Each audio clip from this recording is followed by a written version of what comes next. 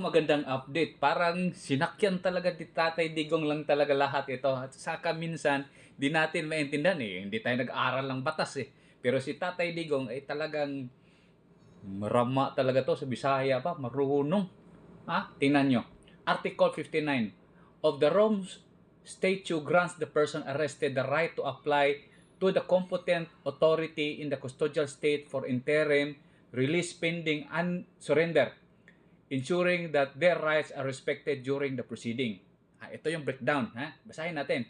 Once a person has been arrested by the custodial state based on an ICC warrant, they have the right to request their temporary release until their surrender to the ICC is finalized. Ito si competent authority. This application for the interim release is made to the judicial authorities of the state where the person is arrested. Klaro yan ha? Respect for the rights. The Rome Statute emphasizes that the right of the arrested person must be respected throughout the arrest and surrender process. Patay kayo ngayon. Sinakyan na kayo ni Tatay Digos ka ignorante ninyo.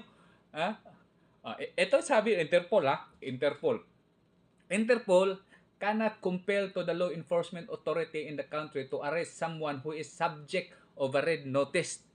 May notice ba? Red notice, tatay? Parang wala yata eh. Each member country decides what legal values is given to the red notice and the authority of their law enforcement officer to make the arrest. Hala, patay tayo. Ang daming violation dito. Kaya si Tatay Digong sa aeroplano, sa Bisaya pa, naghinambid. Higda-higda, nagpabugnaw dito. Kita diri sa Pilipinas, tayo dito sa bansa, ay natataranta tayo. Syempre, wala tayong kalam-alam eh. O, tingnan natin.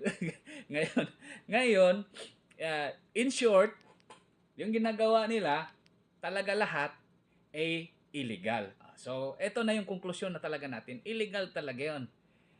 And mind you, pag illegal yung ginagawa mo, may counter yan. Pag kinounter na yan, pagbalik ni Tatay Digong, paano to? Kamot ulo tayo lahat dito. Kayong nag-i-implement ng illegal, just make sure you have also your counter. Sinasabi lang namin ito sa iyo ngayon, Tore, at sa mga amo mo, you have to be prepared.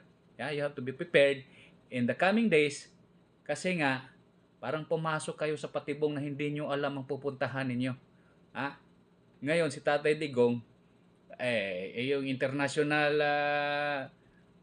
nagsabi nito, na wala silang jurisdiction over this case of Tatay Digong. Illegal ang pinagagawa ninyo. Illegal na illegal. Kaya, patay kayo ngayon. Maganda ka na, Tori. Gumawa ka na ng Tori mo at doon ka tumalon sa Tori mo. Tori kang dako.